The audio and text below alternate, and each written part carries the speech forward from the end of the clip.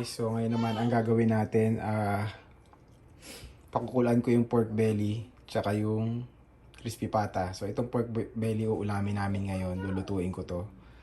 Gagawin ko siyang crispy. So pakuluin ko ng 30 minutes. Tapos ito namang crispy pata, pakukuluan ko siya ng 2 oras. Pero tatalian ko muna to para hindi masira yung balat. Videohan pero may patis na yan. Asin.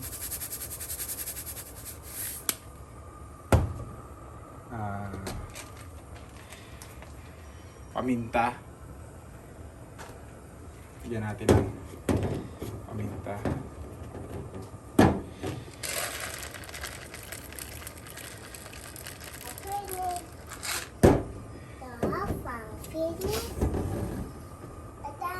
Tapos, bigyan natin ng ginger pa.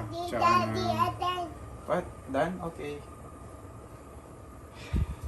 Ito yung mga binibigay sa akin na kailangan ko pa rin i-track. Okay. Lemongrass. Onion leeks. Tapos onion.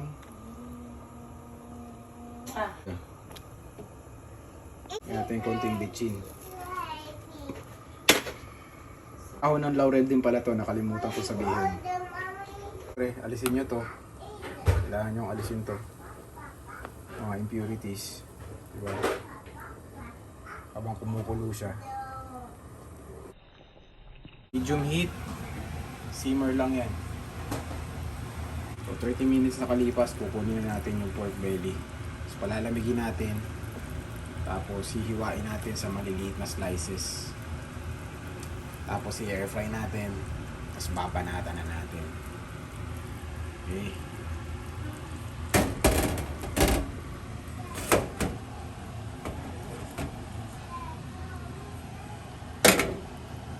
Hiwa ko lang ng ganyan yung pork belly.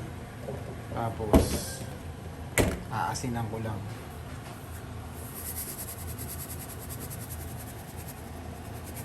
Natin. Tapos yung kabilang side din aasinan. Tapos pasok sa ref, dehydrate, tapos mamaya pwede na pasok sa air fry. Okay, ito naman yung yung crispy pork belly natin. Gagawin natin, spray na natin ng olive oil. Tapos pasok natin sa air fryer. Hindi ko alam kung gaano katagal, pero babantayan na lang natin siya palagi. Every 10 minutes check natin. Okay guys, so 20 minutes yun guys.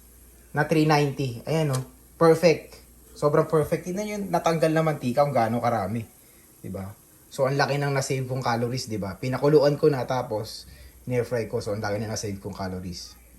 Ganyan karami yung mantika, oh. Diba? So, ang laki talaga nung na-save ko na calories dun. Buo na yan. Siyempre, itlog, kanin, creatine sauce. So, guys, ayan siya. Perfect na perfect yung pagkakaluto. Wow.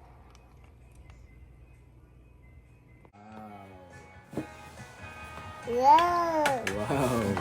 Mason, wow. Wow, so me too. Tito, guys. Itadakimasu. Wow, good job.